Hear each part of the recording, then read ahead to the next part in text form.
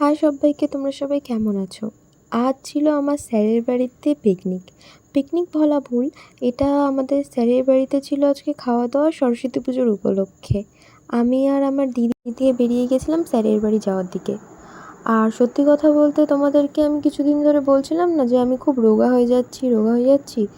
তোমরাও হয়তো কিছু কিছু ফটোতে দেখে বুঝতে পারছো।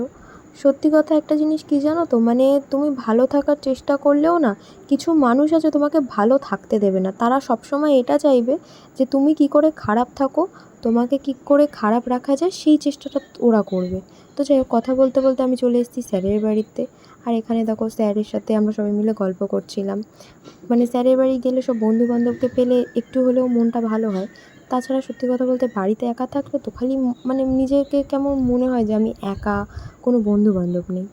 তার মাঝখানে আমরা সবাই মিলে একটু ফটো তুলেছিলাম, মানে স্যার, আমি, বোন যত ছিল। আমাদের তো একটা কথা বলতেই ভুলে গেছিলাম, আমার আগে 42 ওয়েট ছিল, এখন দিন দিন আরও রোগা হয়ে গিয়ে এখন আমার ওয়েট হয়েছে 40। আর এখন আমরা নিচ থেকে ওপরে যাচ্ছিলাম একটা দাদার গান শুনতে।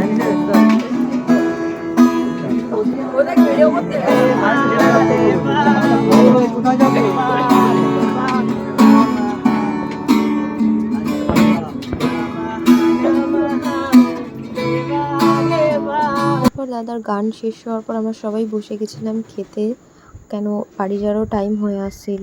আর এখানে সবাই মিলে গল্প করতে করতে আমরা খেতে বসেছি। তো ফার্স্টেই আমাদের থালা দেওয়ার পর এখানে লেবু দিচ্ছিলো, আমরা সবাই হাত পেতে লেবু নিচ্ছিলাম।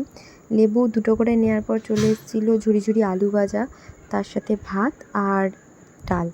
আর এই ডালের মধ্যে একটুখানি লেবু দিয়ে খেতে কি দারুণ লাগে। আমি ফার্স্ট বাইটটা নিয়েছি, খুব সুন্দর হয়েছিল রান্নাটা, মানে আমাদের স্যার যে রাঁধুনিকে দিয়ে রান্না করিয়েছিল তিনি খুব সুন্দর রান্না করেছে। স্পেশালি আমার ডাল আর ভাতেই মনে হয়েছে আমি পুরো ভাতটা খেয়ে নেবো, এত দারুণ রান্না হয়েছে।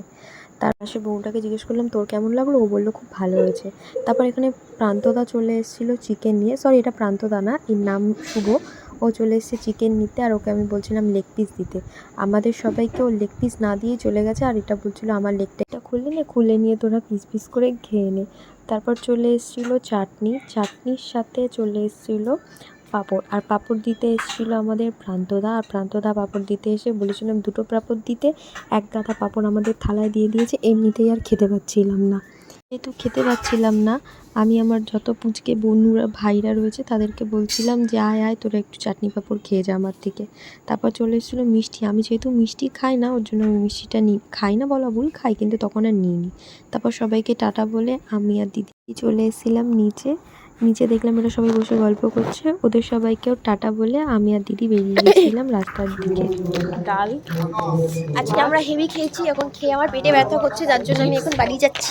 তোমাদের সবাইকে টাটা, আমি ততক্ষণ বাড়ি যাই। আর তোমরা আমার চ্যানেলটাকে তাড়াতাড়ি গিয়ে সাবস্ক্রাইব করে দাও। বাই বাই সবাইকে, টাটা বলে দে দিদি, টাটা।